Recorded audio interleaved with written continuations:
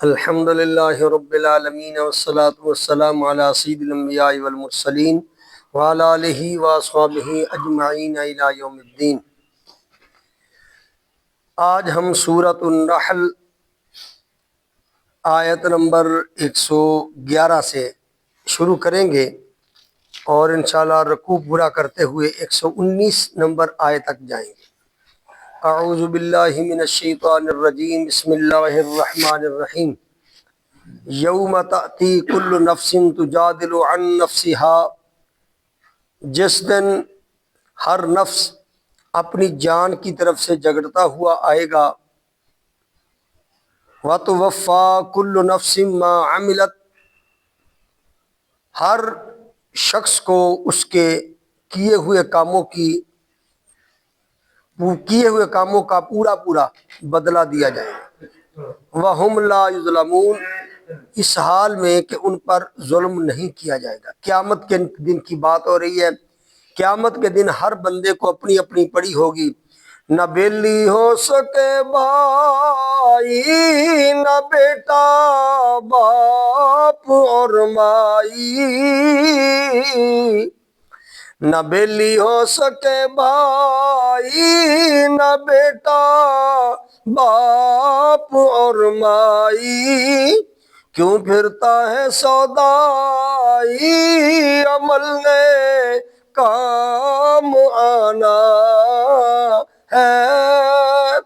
ہر نفس کو اپنی پڑی ہوگی۔ دودھ پلانے والی ماں اپنا بچہ زمین پر دے مارے گی قیامت والے دن۔ اللہ فرماتا ہے ہر بندے کو اس کے کیے ہوئے کی پوری جزا دی جائے گی، کسی پر ظلم نہیں ہوگا۔ وَضَرَبَ اللَّهُ مَثَلًا قَرْيَةً كَانَتْ آمِنَةً مُطْمَئِنَّةً يَأْتِيهَا رِزْقُهَا رَغَدًا مِّن كُلِّ مَكَانٍ فَكَفَرَتْ بِأَنْعُمِ اللَّهِ فَأَذَاقَهَا اللَّهُ لِبَاسَ الْجُوعِ وَالْخَوْفِ بِمَا كَانُوا يَصْنَعُونَ۔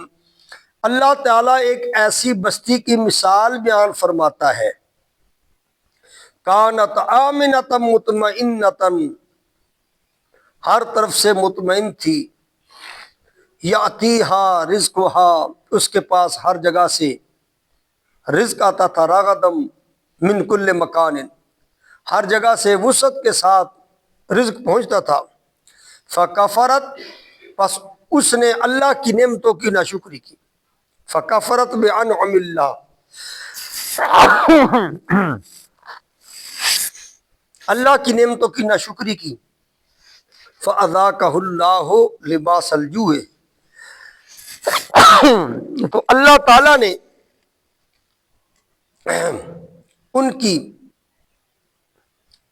ان کو بھوک کا، والخوف،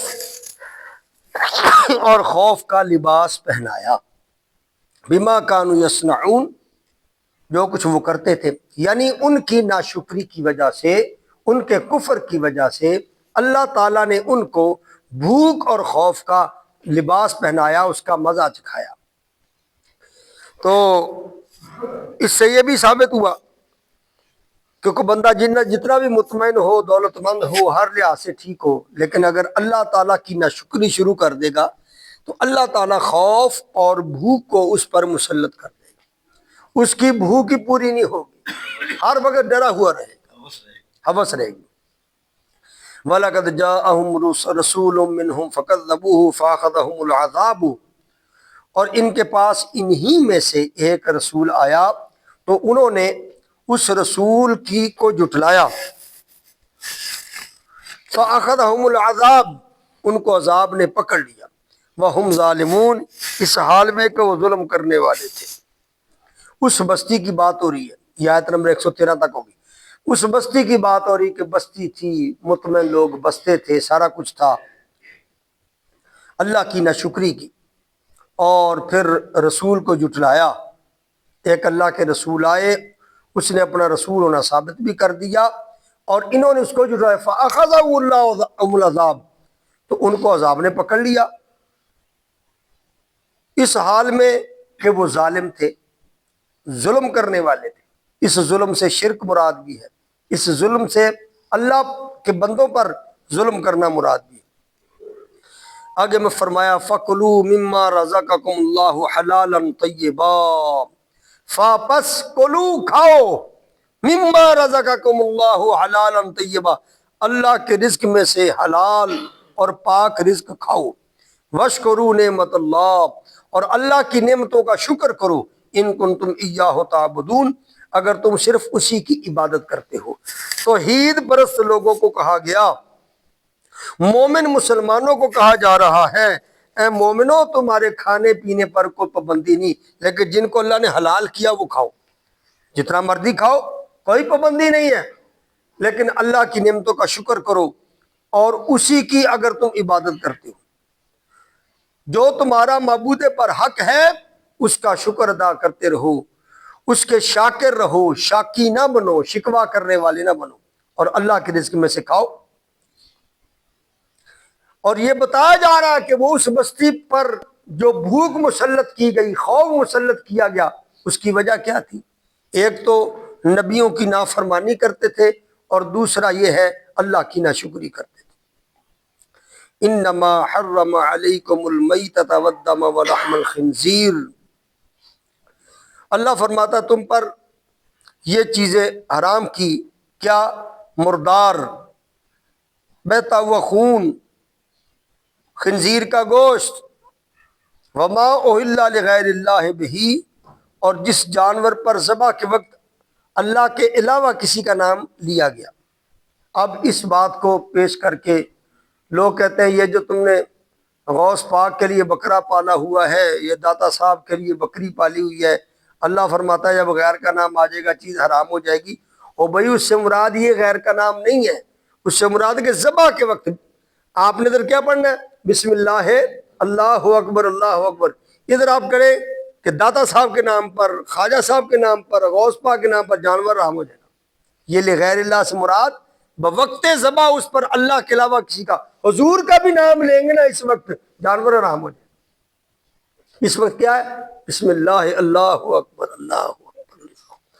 تو وہ جو ہم کہتے ہیں یہ فلاں کا بکرا ہے، یہ داتا صاحب کا، یہ غوث پاک کا، یہ ان کے ایصال ثواب کا ہے،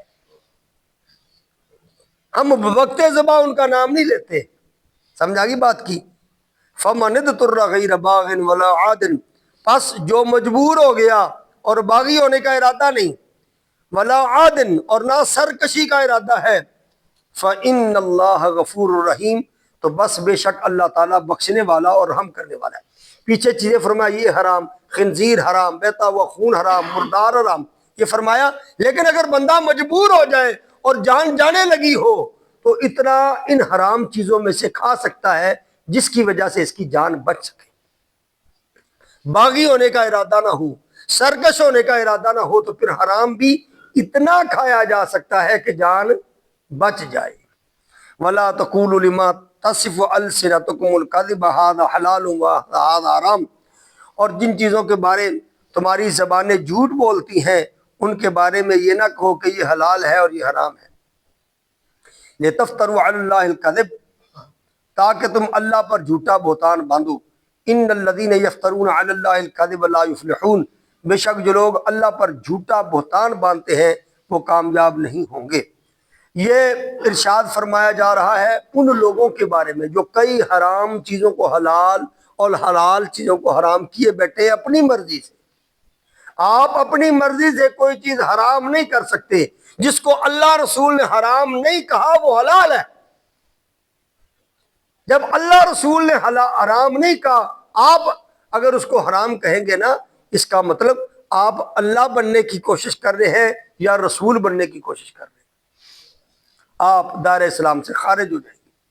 تو اللہ فرماتا کہ نہیں، تم اتھارٹی نہیں ہو کہ کسی حرام کو حلال کہہ دو اور حلال کو حرام کہہ دو۔ متاع قلیل، یہ تھوڑا فائدہ ہے، وَلَهُمْ عَذَابٌ علیم، ان کے لیے دردناک عذاب ہے۔ وَعَلَى الَّذِينَ هَادُوا حَرَّمْنَا مَا قَصَصْنَا عَلَيْكَ مِن قَبْلُ، صرف یہودیوں پر ہم نے ان چیزوں کو حرام کیا جو ہم آپ سے پہلے بیان کر چکے ہیں۔ وَمَا ظَلَمْنَاهُمْ، اور ہم نے ان پر کوئی ظلم نہیں کیا، وَلَٰكِن كَانُوا أَنفُسَهُمْ يَظْلِمُونَ، لیکن وہ خود اپنی جانوں پر ظلم کرتے تھے۔ یہودیوں نے، اہل کتاب تھے، اپنی مرضی سے حرام کو حلال کر لیا اور حلال کو حرام کر لیا۔ اللہ فرماتا ہے یہ ان کی اپنی اختراع ہے، ان چیزوں کے ساتھ اللہ کا کوئی تعلق نہیں۔ ثم ان ربک للذین عملوا السوء بجہالۃ، پھر آپ کا رب جن لوگوں نے ناواقفیت سے کوئی گناہ کیا، ثم تابوا، پھر توبہ کر لی، من بعد ذالک، اس کے بعد، واصلحوا، اور نیک کام کیے، ان ربک من بعدھا لغفور رحیم، بے شک آپ کا رب اس کے بعد ضرور بہت بخشنے والا، بے حد رحم فرمانے والا ہے۔ جس بندے نے گناہ کر لیے، جتنے بھی گناہ کر لیے، اس کے بعد سچی توبہ کر لی، اللہ فرماتا ہے بڑے سے بڑا گناہ میں معاف کر دوں گا اس توبہ کی وجہ سے۔ لیکن توبہ کا معنی یہ ہے فوری طور پہ وہ گناہ چھوڑ دو، ایک بات۔ دوسری بات یہ دوبارہ وہ گناہ نہ کرنے کا اللہ سے وعدہ کرو۔ تیسری بات، اگر اس گناہ کا تعلق مخلوق کے ساتھ ہے تو کسی کا حق تلف کیا، کسی کی زمین دبائی، اس کا حق اس کو واپس کرو، تب اس کو سچی توبہ کہا جاتا ہے۔ اللہ تعالیٰ عمل کی توفیق عطا فرمائے۔